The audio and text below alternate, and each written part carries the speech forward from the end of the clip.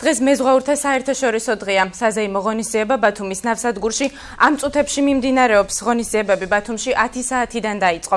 აღლუმში საზღვაო და სხვა სასწავლებლების სტუდენტები მონაწილეობენ. მსვლელობამ 6 მაისის პარკიდან აიღო სტარტი, სტუდენტებმა მემედ აბაშიძის ქუჩა გაიარეს და სადგურთან მივიდნენ, სადაც საზეიმო მიღება მიმდინარეობს. საზღვაო ტრანსპორტის სააგენტოს ინფორმაციით, სანაპიროზე ოფიციალური პირებიც იმყოფებიან. ღვაწლმოსილ მეზღვაურებს ჯილდოებთან ერთად დღეს მადლობის სიგელები გადაეცემათ. ღონისძიებებს ბულვარის კოლონადებთან ნიაზ დიასამიძის სოლო კონცერტი დაასრულებს.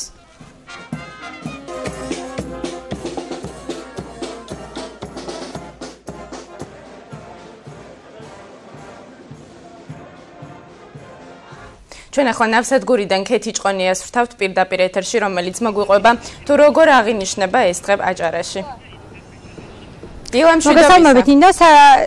დილამშვიდობის ნინო, მეზღვაურთა საერთაშორისო დღის აღნიშვნა ბათუმში დილიდან, როგორც თქვენ უკვე თქვით, დილიდან დაიწყო. საზეიმო მსვლელობა 6 მაისის პარკიდან დაიწყო, მემედ აბაშიძის ქუჩის გავლით გაგრძელდა, რომელიც იუნკერების საფლავთან დასრულდა.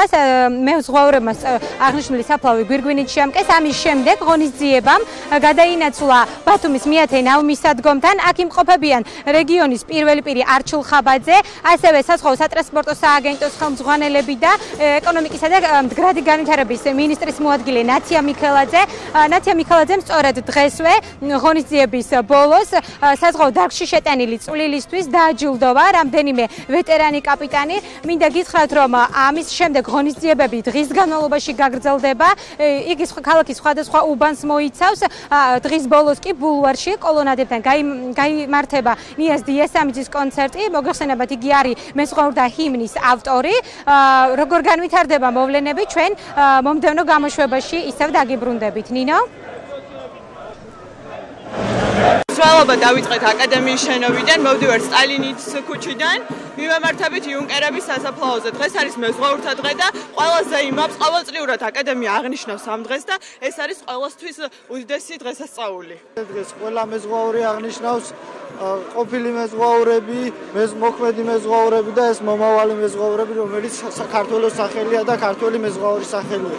წარმატებებს უსურვებ ამ ადამიანებს, ვინც დღეს ამ მარში მონაწილეობს და მიმართავ დღევანდელ მთავრობას, რომ მიხედოს დღევანდელ მეზღვაურებს, რადგან მათი მხარდაჭერა და მათი გვერდში გამარჯვება. მე შეგახსენებთ, რომ საზეიმო ღონისძიება ამ წუთებში ბათუმის მეათე ნავმისადგომთან ისევ გრძელდება. როგორ განვითარდება მოვლენები, ჩვენ მომდევნო გამოშვებაში ჩაგერთვებით. ნინო? გმადლობ ქეთი ჭყონია ნავსადგურში საზეიმო